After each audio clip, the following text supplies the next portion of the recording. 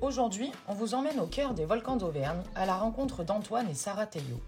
Ensemble, ils élèvent 50 vaches laitières sur 90 hectares de prairies naturelles et transforment tout leur lait en 5 hectares fermiers. Antoine a repris la ferme familiale en 2011. En 2023, Sarah la rejoint. Voici leur histoire. Elle venait m'occuper de sa grand-mère quand je travaillais.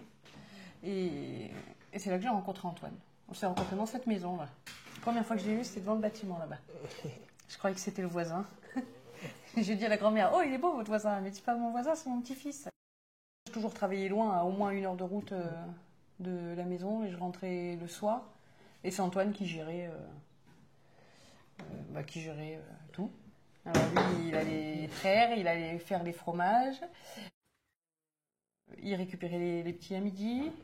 Il les faisait manger, il les ramenait. Et le soir, pareil. La journée était chargée, ouais. Avant d'avoir Nora, j'ai fait une fausse couche. Et c'est à ce moment-là surtout que ça s'est décidé. Si on n'avait pas l'AOP, on n'aurait pas autant de monde, je pense. On n'aurait pas l'AOP déjà. Toi, tu ne serais merde. pas dans la Non, ferme. je ne serais pas associée. L'AOP, c'est une grande chance de l'avoir.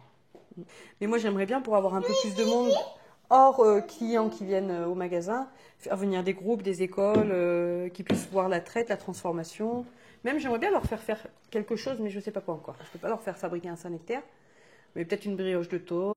Qui repartent avec quelque chose. Qui repartent avec quelque chose et qu'ils n'aient pas ce côté un peu que la ferme, ça les dégoûte ou qu'ils aient peur des bêtes. Et qu'on n'ait pas tous des arriérés.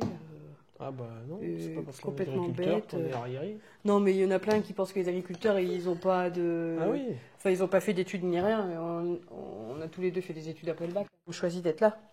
Moi, j'ai pas de contraintes, du coup. Antoine, il a bien sa partie où, par exemple, il va traire si l'apprenti n'est pas là parce qu'il faut que ce soit carré. Mais moi, s'il y a quelque chose de prévu par rapport à la ferme, on sait que je peux décaler. En fait, On n'a pas d'horaire, quoi, en fait. On n'a pas à tout moment, on peut être libre. Je me dis que quand même, on élève les enfants dans un lieu... Enfin, c'est pas tout le monde qui a cette chance. La grande qui fait de l'équitation, du coup, elle peut avoir ses chevaux. Et puis, on a toujours une belle vue.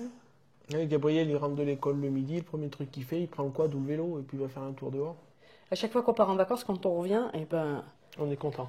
On est content quand on commence à voir les montagnes, on se dit « Ah !»